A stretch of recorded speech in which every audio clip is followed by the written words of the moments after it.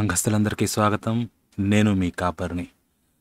మన ఛానల్‌లో అప్పుడప్పుడు ఒసామా గారని ఒకాయన ఉన్నారు. కామెంట్స్ పెడతా ఉంటారనమాట. ముస్లిం ఆయన. అయితే ఆయన నాతోటి వాట్సాప్‌లో కూడా చాట్ చేస్తా ఉంటారు. కాకపోతే ఆయన వేరే వేరే విషయాలు అడిగారు గానీ, దానికి రిప్లై ఇవ్వమన్నారు. నేను ఇస్తానన్నాను. చానాళ్ళు అవుతుందండి. ఓకే. సో, ఇస్తానని చెప్పేసి నేనే కొంచెం జాప్యం చేశాననమాట. అందుకని సారీ చెప్తున్నాను ఒసామా గారు. లేట్ అయింది రిప్లై ఇవ్వడం. ఎనీహౌ ఇప్పుడు ఇస్తున్నాను రిప్లైని. ఆయన వేరియస్ అంశాలనేవి తీసుకొచ్చారండి, లేవనెత్తారు. సో, ఛానల్ అవుతుంది కాబట్టి నాకు దేన్ని అడ్రస్ చేస్తున్నారని నాకు అంత క్లారిటీగా గుర్తులేదు కానీ, బట్ వీలైనంత వరకు మీ పాయింట్స్‌ని నేను అడ్రస్ చేయడానికి ట్రై చేస్తాను. ముందుగా ఆయన అడిగే క్వశ్చన్ ఏంటంటే, రామాయణం గురించి మాట్లాడుతున్నారన్నమాట. సో, అప్పుడు నేను మాట్లాడాను రామాయణం గురించి కూడా. ఏమంటున్నారంటే ఆయన, మీరే చాలా సందర్భాల్లో చెప్పారండి హిందూ మత గ్రంథాలను గుడ్డిగా నమ్మేయకండి అని చెప్పేసి. ఎగ్జాక్ట్లీ అండి, నేను చెప్పాను ఏ గ్రంథానన్నా కానీ గుడ్డిగా నమ్మొద్దు, దాన్ని కొంచెం విచక్షణతోటి చూడండి, పరిశీలించండి, అందుట్లో మంచి చెడులు ఏంటి, ఏది నమ్మకమైనది, ఏది నమ్మదగినదిగా ఉంది, ఏది నమ్మదగినదిగా లేదు, ఇదంతా పరిశీలించండి, మంచిని తీసుకోండి, చెడును వదిలేయండి అని చెప్పేసి అన్నా. ఓకే, అది అన్నాను. ఈయనేమంటున్నారంటే, ఉదాహరణకి భూమిని ఏనుగులు మోస్తున్నాయని మీరే చెప్పారు. ఎగ్జాక్ట్లీ అండి, రామాయణంలో నాకు ఉన్న సమస్యలు నాకు అనిపించింది. నేను ప్యానెల్లో రామాయణం చదివే వాటిలో వీటన్నిటిలో ఉంటా. ఓకే, రామాయణాన్ని నేను చాలా ఆదరిస్తాను. నాకు రాముడు అంటే చాలా అభిమానం ఉంది. ఓకే, దేవుడు అనేటివాడు ఎలా ఉండాలంటే, ఆయన దేవుడు కాదు, ఆయన మనిషి. బట్ స్టిల్ మనుషుల్లో అల్టిమేట్ క్వాలిటీస్ అంటే రాముడిని ఎగ్జాంపుల్గా చూపించవచ్చు అనమాట. కృష్ణుడిని కూడా చూపించవచ్చు, కాకపోతే ఇద్దరిది డిఫరెంట్ ఆస్పెక్ట్స్. సో, దేవుడా కాదా అంటే ఆ విషయం పక్కకు వెళ్దాం. ఓకేనా, ఇప్పుడు ప్రస్తుతానికి అది కాదనమాట మనకి ఇష్యూ. అయితే రామాయణంలో కొన్ని ప్రాబ్లమ్స్ ఉన్నాయి నాకు. నేను చాలాసార్లు అంతకుముందు లైవ్లో చెప్పాను, ఇప్పుడు ఈయన అడుగుతుంది కూడా అదే. ఎగ్జాంపుల్కి ఏంటంటే, మనకి కిష్కింద కాండలో సీతమ్మని అన్వేషించడానికి సుగ్రీవుడు అందరినీ పురమాయిస్తూ ఉంటాడు అనమాట. అప్పుడు ఇదంతా తన గురించి చెప్తా ఉంటాడు అనమాట. మొత్తం అంతా భూమి అలా ఉంటుంది ఇలా ఉంటుంది అని చెప్పేసి జాగ్రఫీని డిస్క్రైబ్ చేస్తూ ఉంటాడు. అందుట్లో ఒక అంశం ఏంటంటే, కింద 4 ఉంటాయి అన్నమాట ఏనుగులు, దిక్కరేంద్రాలు అని చెప్పేసి. సో, వాటి గురించి డిస్క్రైబ్ చేస్తాడు అక్కడ.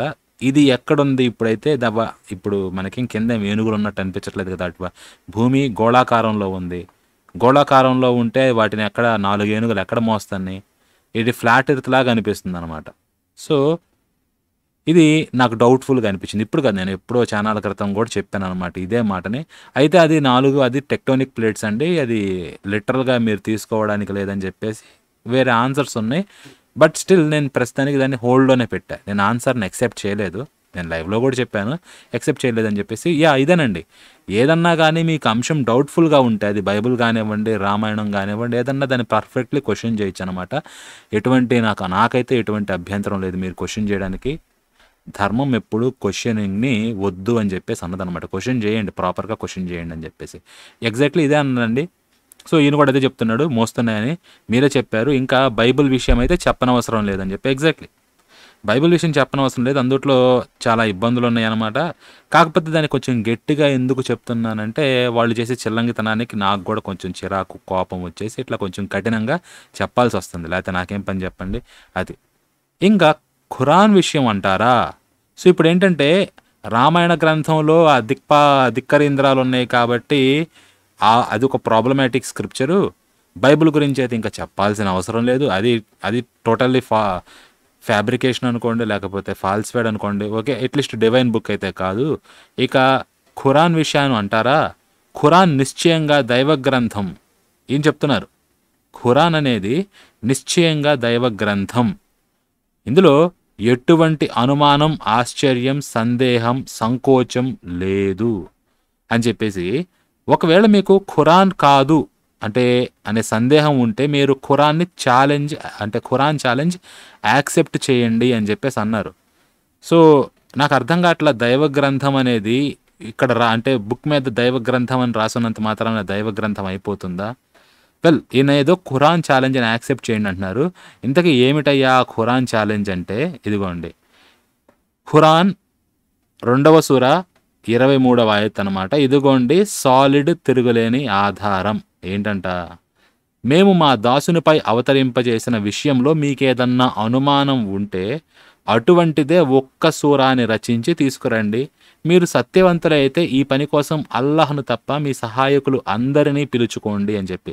సో, ఇక్కడ ఇది మీకు చూపిస్తాను. అంటే ఇదే వర్స్ అనమాట. అక్కడ కూడా ఉండేది 23లో కూడా. అక్కడ అల్లాహ్ ఏమంటున్నాడంటే, ఒకవేళ ఖురాన్ మీద మీకు ఏదైనా సందేహం ఉంటే అలాంటిదే ఇంకొకటి బెటర్ వర్జన్ ఒక సూరాని రాసి తీసుకురండి. అది కూడా అల్లాహ్ తప్పించి మీరు ఎవరినైనా పిలుచుకోండి. అంటే ఇలాంటి వచనాలు కానివ్వండి, ఇవన్నీ కూడా కేవలం అల్లాహ్ మాత్రమే రాయగలడు, ఇంకెవరు రాయలేరు అని చెప్పేసి ఇక్కడ చెప్తున్నారనమాట. అలా ఇన్సిన్యువేట్ చేస్తున్నారు. ఓకే, ఇది 2వ సూరాలో ఉంటుందన్నమాట. సూరా బఖరా అని చెప్పేసి. ఓకే, అందుట్లో ఉంటుంది. మీకు చూపించవచ్చు, ఎందుకులేండి చూపించేస్తాను. ఒకేసారి చూసేద్దరు ఏమైంది కనిపిస్తుంది కదా. ఇదే 2వ సూర 23వ ఆయత్తు. ఇంకా అక్కడ మనకి వసామా గారు పెట్టింది కూడా దీనికి పెద్ద డిఫరెన్స్ లేదు. ఇలాంటిది ఒకటి చేతనైతే మీరు కూడా ఒకటి రాసి చూపించండి ఒక సూర. దానికోసం ఏమంటున్నాడు, మీరు అల్లాహ్ తప్ప మీకు ఉన్న సహాయకులను అందరినీ పిలుచుకోండి అని చెప్పేసి.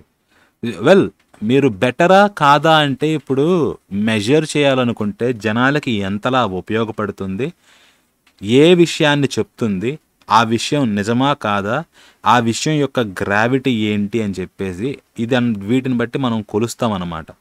ఏదన్నా ఒకటి వాల్యుబుల్ ఇన్ఫర్మేషన్, ఒకటి వాల్యూ తక్కువదా అని చెప్పేసి పోలుస్తాం. ఎక్కువ వాల్యూని ఇలా డిసైడ్ చేస్తామన్నమాట. ఆబ్వియస్ విషయాలు 2 కలిపితే 4 అని చెప్పడం మనకి ఇప్పుడు పెద్ద విషయం కాదు. కాకపోతే మ్యాథమెటిక్స్లో ఇంకా కాంప్లికేషన్ లెవెల్కి వెళ్ళాల్సి వస్తుంది. సో అట్లా దీనికన్నా బెటర్ది ఉంటే ఒకటి తీసుకురండి అన్నారు. వెల్, మొత్తం సూరా రాయనండి, నేను జస్ట్ ఒక సుభాషితాన్ని కోట్ చేస్తాను. వసామా గారు మీరు చూస్తుంటే మనకి అల్లాహ్ ఉన్నాడా, లేకపోతే విష్ణువు ఉన్నాడా, లేకపోతే దేవుడు ఉన్నాడా లేడా అనే విషయం పక్కన పెడితే మనకైతే ఇప్పుడు కంటికి కనిపించడు కదా, అగోచరం కదా. సో ఆయన్ని రెస్పెక్ట్ చేయాలి, ఆయన్ని పూజించాలి అని చెప్పేసి ప్రతి గ్రంథం చెప్తుంది. నిన్నే ఒక వీడియో చేసా టీటీడీ డిక్లరేషన్ ఫామ్ గురించి. అందుట్లో కూడా ఉంటుందన్నమాట ఇదే. టీటీడీ డిక్లరేషన్ ఫామ్ మీద నాకు ఆయన పైన విశ్వాసం ఉంది, నేను ఆయన గౌరవిస్తాను, లేకపోతే ఆయన పూజను గౌరవిస్తానని చెప్పేసి సంతకం పెట్టాలి మీరు అన్యమతస్థులైతే. ఓకే, సో ప్రతి ఒక్కళ్ళు చెప్తారనమాట, ప్రతి మతం చెప్తుంది దేవుణ్ణి గౌరవించండి అని చెప్పేసి. నాస్తిక మతం వేరులేండి, వాళ్ళు దేవుడు లేడనుకుంటారు. సో అది పక్కన పెట్టేద్దాం. సో మామూలు ఏదైతే థీయిస్ట్ మతాలు ఏవైతే ఉంటాయో దైవికమైనవి, అవన్నీ కూడా దేవుణ్ణి గౌరవించాలనే చెప్తుంది. అందుట్లో ఏది కూడా దేవుణ్ణి తిరస్కరించండి ఇట్లా చెప్పదనమాట. కానీ కనిపించని, లేకపోతే మనకి ఇప్పుడు ప్రస్తుతానికి తెలియని దేవుడి కన్నా కూడా కనిపించే మనుషుల్ని, ఇతరులు ఏవైతే ఉన్నాయో ప్రకృతిని కానీ వాటిని ఎలా చెప్తున్నారు అంటే, ఇప్పుడు మనం కనిపించిన ఆయన గౌరవంగానే ఉంటున్నాం అందరం. మీరు గౌరవంగా ఉంటారు, మీకు ఉంది దేవుడు అంటే గౌరవం, నాకు ఉంది దేవుడు అంటే గౌరవం. మరి కనిపించే వాళ్ళ గురించి, కనిపించే వ్యక్తులు, వస్తువులు, వీటి పట్ల ఏమని చెప్తుంది ఖురాను? దయచేసి మీరు కుదిరితే దానికి ఆన్సర్ పెట్టండి. మీకు ఇదిగోండి అడిగారు కదా మీరు ఒక సూరా అని చెప్పేసి, ఇక్కడ ఒక ఆయత్తుని చూపిస్తా, నేను మీకు ఒక సుభాషితాన్ని చూపిస్తాను. దాన్ని బట్టి ఆ లెవెల్లో ఉండేది, ఓకే, దాన్ని దాటాల్సిన అవసరం లేదు, అట్లీస్ట్ ఆ లెవెల్లో ఉండేది ఒక్క ఆయత్తుని మీరు చూపించండి ఇతరుల పట్ల. ఓకేనా, ఏమని చెప్తుందో ఇదిగోండి. ఇదన్నమాట చెప్తుంది. మాతృవత్ పరదారాశ్చ పరద్రవ్యాణి లోష్టవత్ ఆత్మవత్ సర్వభూతాన్ని యః పశ్యతి సపశ్యతి అని చెప్పేసి. ఎవరు రాశారు నాకు ఈ సుభాషితం తెలియదు, కానీ ఇది చాలామంది విన్నదే సుభాషితం, చాలా పాతది కూడా, ఎప్పటి నుంచో ఉంది. మాతృవత్ పరదారాహ, చ అంటే మరియు అనమాట, పరదారాహ అంటే పరుల భార్యలను, మాతృవత్ అంటే తల్లివలే, పరద్రవ్యాణి అంటే పరుల ద్రవ్యమును, లోష్టవత్ లోష్ట అంటే మట్టి గడ్డల అనమాట. సో మట్టి గడ్డల వలె పరుల ద్రవ్యమును, ఆత్మవత్ సర్వభూతాని, సర్వభూతములు అంటే ప్రాణులు అనమాట, మనుషులే కాదు. ఇక్కడ కుక్క పిల్ల, నక్క పిల్ల, ఏదన్నా కానీ, ఏనుగులు ఉన్నాయి కదా, ఏనుగు పిల్ల, ఏవన్నా చీమలతో సహా, ఆత్మవత్ సర్వభూతాని. ఆత్మ అంటే తననమాట. ఎవరైతే ఉన్నారో చదువుతున్న వాళ్ళు వాళ్ళకి చెప్తుంది. మిగతా ప్రాణులను కూడా తన వలే చూసుకోమని. ఎవడు వాడు హామ్ చేసుకోవాలనుకోడు కదా, ఎవడన్నా అంటే సూసైడల్ థాట్స్ ఉంటే తప్పించి. సో అట్లాగే మిగతా ప్రాణులను కూడా చూడమని. ఇట్లా ఎవరైతే చూస్తారో, యః పశ్యతి, ఎవరు చూస్తారో ఇలాగా, సపశ్యతి వాడు చూసినట్లు, మిగతా వాళ్ళు నిజంగా చూసినట్లు కాదు. ఇది ఈ సుభాషితం యొక్క అర్థం. మీరు అంటే అక్కడ ఇలాంటి సూరా ఒకటి రాయమన్నారు కదా, ఈ లెవెల్ది వచనం నువ్వే కాదరా, దేవుడి పట్లే కాదరా, తోటి మనుషుల పట్లే కాదరా, అన్ని జీవుల పట్ల కూడా ఇలాగే ఉండు అని చెప్పేసి మనకి బైబిల్లో కూడా నిన్ను వలె నీ పొరుగువాడిని ప్రేమించు అని చెప్పేసి చెప్తా ఉంటారు. యేసు చెప్పిన మాట బాగుంది. లేవి కాండంలోంచి దాన్ని తీసుకొచ్చి కొత్త నిబంధనలు అతికిచ్చారు. కానీ వచనం మాత్రం వాల్యుబుల్ వచనమే. ఓకే, మోరల్ క్యారెక్టర్ని మంచిగా చూపించేదే. కానీ నిన్ను వలె నీ పొరుగువాని దగ్గర ఎందుకు ఆపారు? పొరుగువాడు కానివాడు అన్యుల పట్ల అక్కర్లేదా? అన్యుల దగ్గర ఎందుకు ఆపాలి? మిగతా జీవులు, ప్రకృతి వీటి పట్ల. సో అదనమాట నేను చెప్తుంది. ఈ లెవెల్ ఆ ఎత్తుని మీరు మొత్తం ఎన్ని సూరాలు ఉన్నాయి కదా మీకు తెలుసు కదా, వీటన్నిటిలో కూడా వెతికి ఎక్కడన్నా కుదిరితే ఈ లెవెల్ ఆ ఎత్తును ఒక దాన్ని పోస్ట్ చేయండి. ఓకే, ఖురాన్లో కూడా ఈ లెవెల్ మంచి చెప్తున్నారని చెప్పేసి నేను యాక్సెప్ట్ చేస్తాను. నేను మొత్తం చదవలేదు కాబట్టి మిమ్మల్ని అడుగుతున్నా, మీరు హెల్ప్ చేయండి. సూరాలో రాసి ఛాలెంజ్ చేశారు కదా ఇటువంటిదని చెప్పేసి నేను ఇలా కొలుస్తానండి. ఓకే, మీరు ఎలా కొలుస్తారో మీరు కొలుచుకోవచ్చు కాక దయచేసి కుదిరితే ఇలాంటిది ఒక ఆయత్తుని మీరు చూపించండి ఈ లెవెల్కి వచ్చేది. ఓకే, నాకు తెలియదు కాబట్టి మీరే చూపించాలి. మీరు చూపించకపోతే లేదని నేను అజ్యూమ్ చేసుకోవాల్సి వస్తుంది. ఓకేనా? సో మిమ్మల్ని ఇది అడుగుతున్నాను, దయచేసి ఇందుట్లో మీరు హెల్ప్ చేయండి. నెక్స్ట్ తర్వాత ఏమంటున్నారంటే, ఇప్పుడు ఓకే ఇటువంటిది అన్నారు కదా, అటువంటిది ఆయన ఒప్పుకోవచ్చు ఒప్పుకోకపోవచ్చు, కాకపోతే నేనైతే ఆయనకు చూపించానమాట, చూపించాల్సింది. ఆ తర్వాత ఏమంటున్నారు, ఆర్టిఫాక్ట్ అనేది ఇస్లాంలో హరాము. ప్రతిమలు, విగ్రహాలు, చిహ్నాలు, ఫోటోలు, పెయింటింగ్స్, ఆర్ట్ అని చెప్పేసి ఇదంతా కూడా, అందుకే దేవుడి బొమ్మలు వాళ్ళు గీయకూడదు, అది తప్పు అవుతుంది. అలాగే మహమ్మద్ ప్రవక్తది కూడా చిత్రం గీయకూడదు. మీకు తెలిసిందే కదా, డానిష్ కార్టూనిస్ట్ ఆయన చిత్రం గీసినందుకు ఏమైందా అని చెప్పేసి, ఐ థింక్ డానిషే అనుకుంటా ఆయన.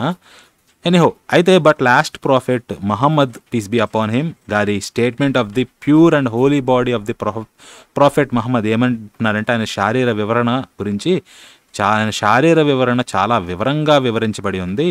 ఏంటంట, ప్రవక్త మహమ్మద్ గారి శారీర వివరణ, ప్రవక్త మహమ్మద్ గారి స్వచ్ఛమైన, పరిశుద్ధమైన, మధురమైన, ఆహ్లాదమైన, శాంతివంతమైన, కాంతివంతమైన, మృదువాత్మకమైన, నిర్మలమైన, సౌమ్యమైన, తేజస్విమయమైన, ఆకర్షణమైన శరీర రంగు పాల కంటే తెల్లగా ఉండేది.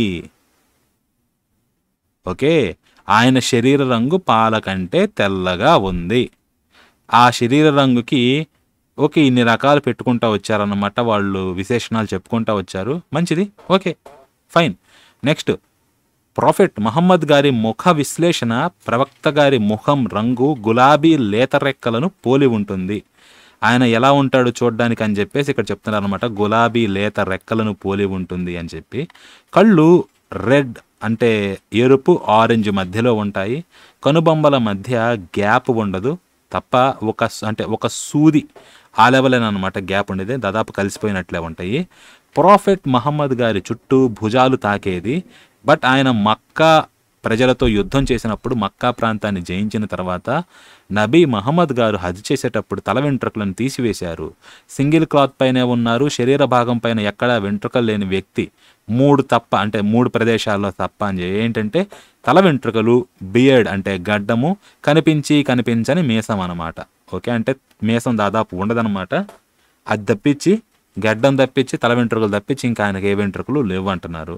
వాయిస్ ఆఫ్ స్పీచ్, భారీ స్వభావం కలిగి ఉంటారు. అంటే ప్రాపర్ వాక్. ఇది ప్రాఫెట్ మహమ్మద్ గారి ఆర్టిఫాక్ట్ అని చెప్పేసి అంటున్నారు.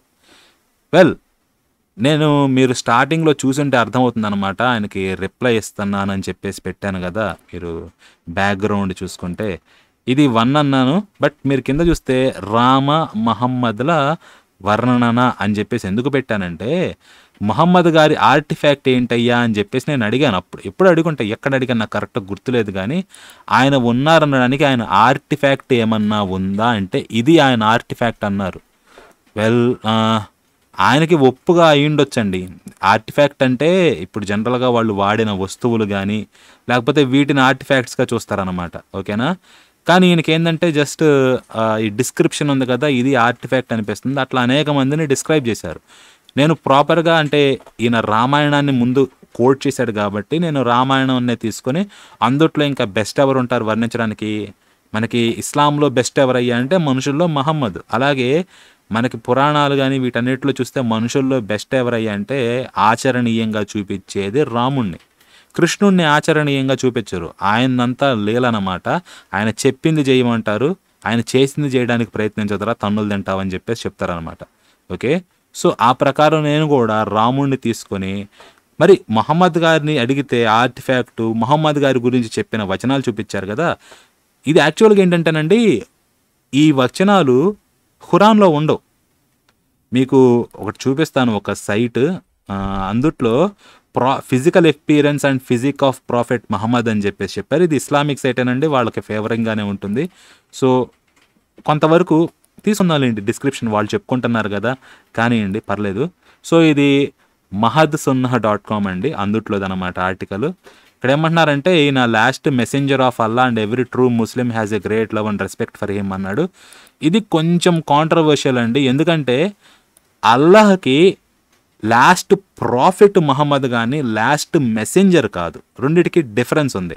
మీకు వచనం చూపిస్తాను. ఇదిగోండి 33వ సూర అల్ అజబ్ అనమాట, అందుట్లో 40వ ఆయత్తులో ఉంటుంది. ఓ మానవులారా, మహమ్మద్ మీ పురుషుల్లో ఎవడికి తండ్రి కాడు, కానీ అతను అల్లాహ్ యొక్క సందేశహరుడు మరియు ప్రవక్తల్లో చివరివాడు. సందేశహరుల్లో చివరివాడంటల్లా, అతని యొక్క సందేశహరుడు ప్రవక్తల్లో చివరివాడని చెప్పేసి చెప్తున్నారు. అంతేగాని సందేశహరుల్లో చివరివాడని కాదు ఇక్కడ చెప్తుంది.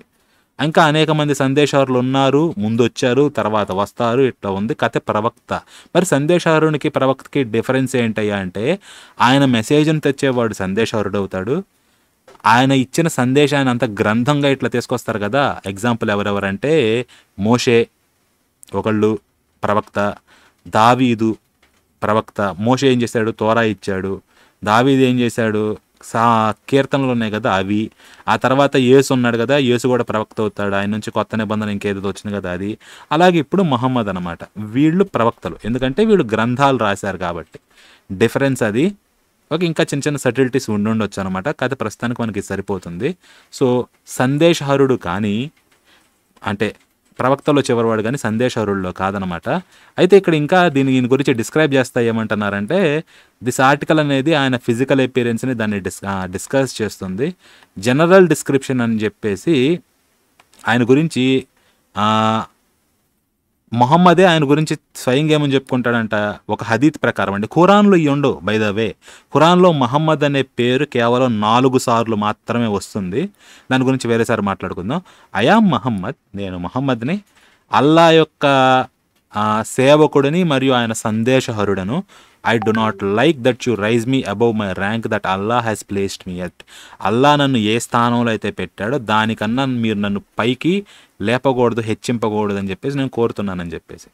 ఇంకా హోలీ ప్రొఫెట్ ఈయన, వీళ్ళ పవిత్ర ప్రవక్త ఏంటంటే మానవుల్లో అందరికన్నా కూడా ఉన్నతుడు. ఇంకా సృష్టి అంతటిలో కల్లా కూడా ఇంకా అన్ని విధాలుగా కూడా, సృష్టి పరంగా కానీ ఆయన రీతి పరంగా కానివ్వండి, వీటన్నిటి ప్రకారంగా కూడా. ఓకేనా. ఇంకా అల్లా అంటే అల్లా చెప్పాడనమాట ఖురాన్లోనే, అల్ కలాంలో 4వ ఆయత్తులో, నువ్వే ఓ నాయన మహమ్మద్, నీకు గ్రేట్ మోరల్ క్యారెక్టర్ ఉంది, నీది చాలా మంచి క్యారెక్టర్ అని చెప్పేసి ఆయన చెప్పాడంట. Okay.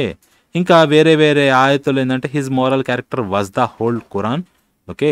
By acting upon holy Quran, observing its laws, he was pleased with what it was pleased. ఖురాన్కి ఏదైతే నచ్చుతుందో అదే ఈయనకు కూడా నచ్చుతుంది. ఎవరికి? మొహమ్మద్కి అని చెప్పేసి. ఇంకా ఆయన బాడీ గురించి చెప్తారు. ఓకేనా. రకరకాలుగా ఇవన్నీ కూడా హదీతుల్లో ఉంటాయండి, ఖురాన్లో ఉండదు. ఇంకా ఆయన స్టేచర్ ఏంటి, ఆయన మోడరేట్ హైట్ అంట.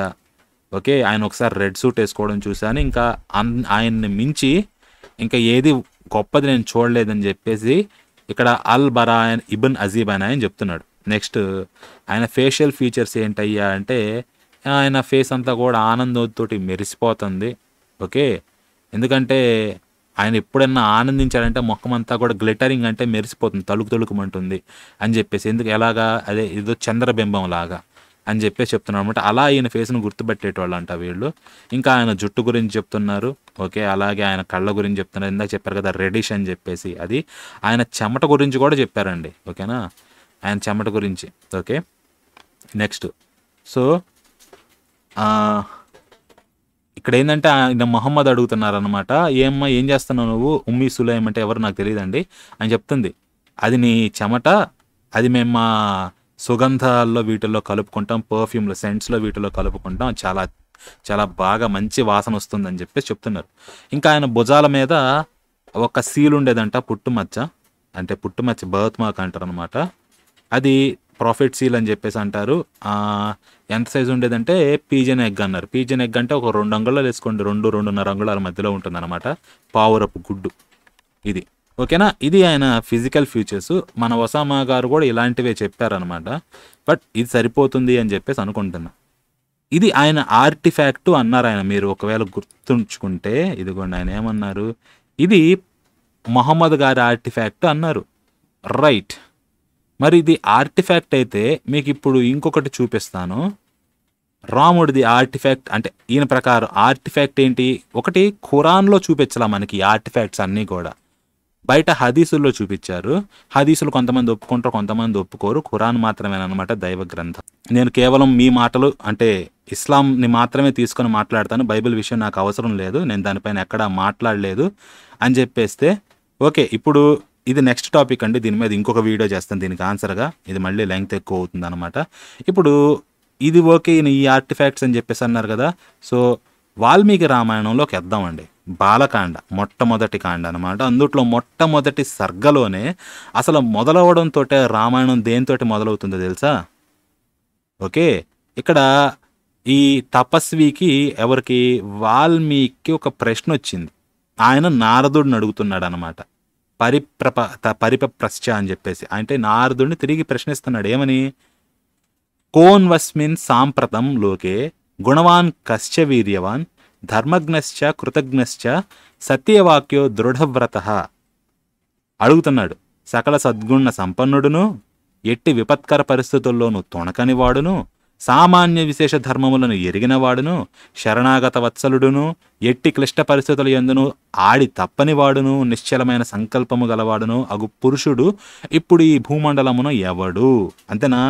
చారిత్రేణ చకోయుక్త సర్వభూతేషు కోహిత విద్వాన్ కస్సమర్థశ్చ కశ్చైక ప్రియదర్శన ఆత్మవాన్ కో జితక్రోధో ద్యుతిమాన్ కో నసూయక కస్య బిభ్యతి దేవాశ్చ జాతరోషస్య సంయుగే.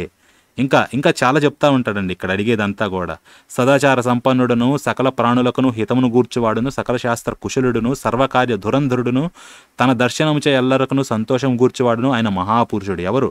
ధైర్యశాలియు, క్రోధమును జయించిన వాడును, శోభలతో వెలసిల్లువాడును, ఎవ్వరిపైనను అసూయ లేనివాడును, రణరంగమున కుపితుడైనచో దేవాసురులను సైతము భయకంపితులను చేయువాడు నాకు మహాపురుషుడు ఎవడు?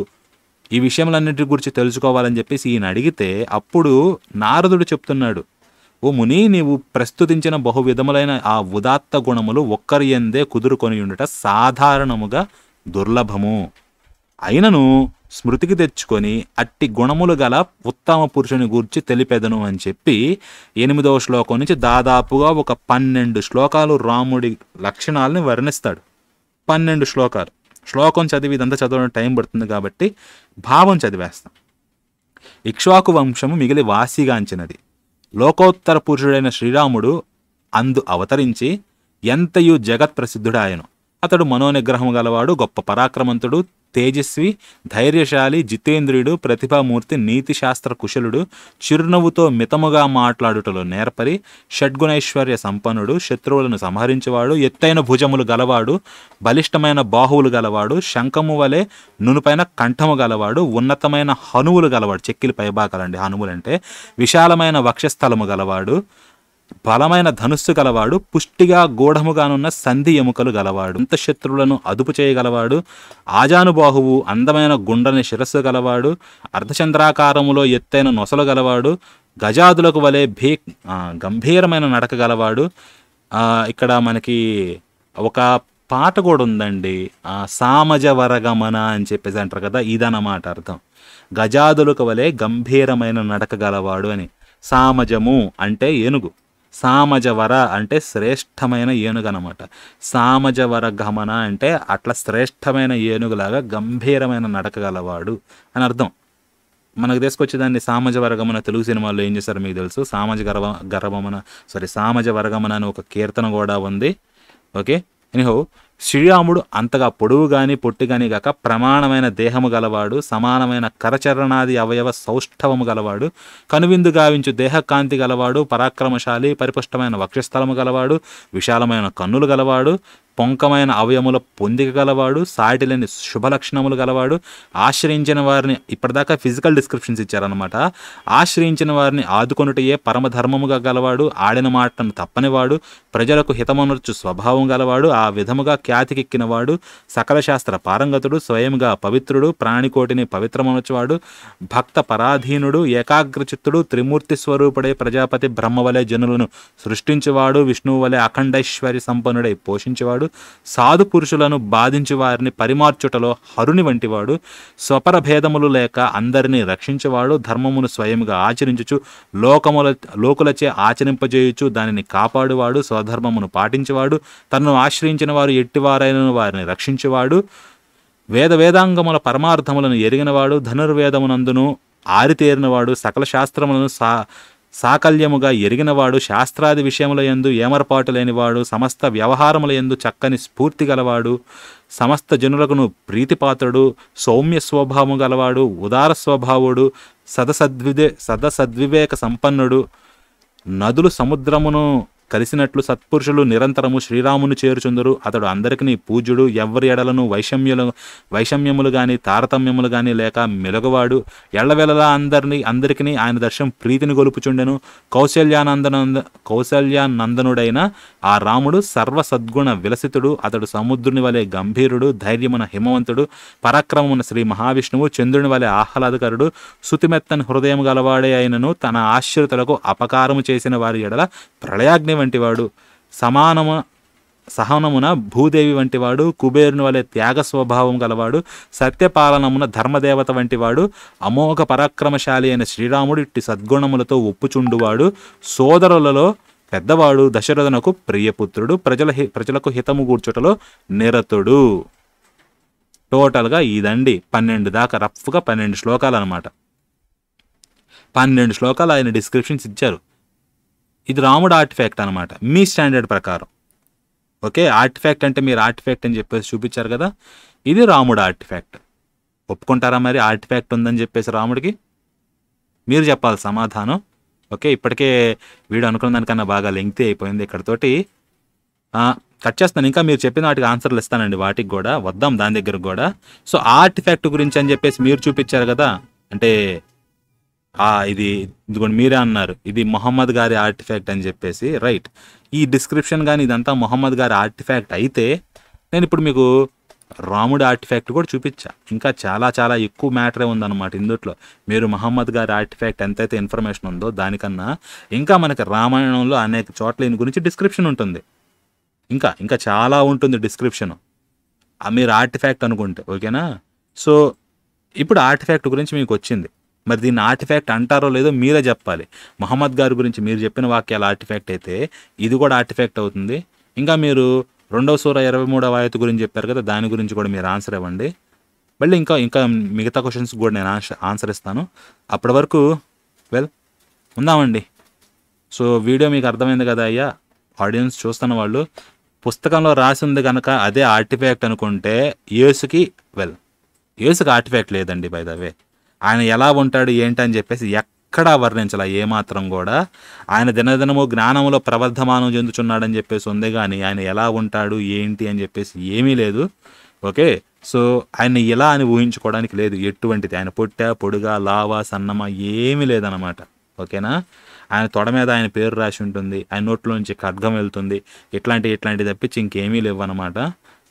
ఎనీహో అది ఆర్టిఫాక్ట్ అనేది మా ఒసామా గారు మొహమ్మద్ గారికి చూపించారు. బట్ ఒసామా గారు మీరు ఆర్టిఫాక్ట్స్ అనేవి దైవ గ్రంథంలో చూపించుంటే ఇంకొంచెం బాగుండేది. సర్లేండి, లేకపోతే మీరేం చేస్తారు. కానీ ఇప్పుడు మీకు వాల్మీకి రామాయణంలో అది కూడా ఫస్ట్ కాండము ఫస్ట్ సర్గలోనే చూపించాను. స్టార్ట్ అవ్వడమే ఈ ప్రశ్నతో స్టార్ట్ అవుతుంది. ఇక తర్వాత కూడా అనేక వర్ణనలు ఉంటాయి రాముడి గురించి. సో మీకు చాలా ఆర్టిఫాక్ట్స్ చూపించాను, మీరు ఆన్సర్ ఇవ్వాలన్నమాట నేను అడిగిన ప్రశ్నలకు. ఇప్పుడు ఇవ్వండి. ఓకే, వీడియో నచ్చితే లైక్ చేయండి, షేర్ చేయండి, ఛానల్ ఇంకా సబ్స్క్రైబ్ చేయకపోతే సబ్స్క్రైబ్ చేయండి. కాపరి ది షెపర్డ్ అనమాట. మళ్ళీ మరొక అంశంలో కలుసుకుందాం. అప్పటి వరకు ఉంటాను. మరలా తదుపరి మీ కాపరి. స్వస్తి.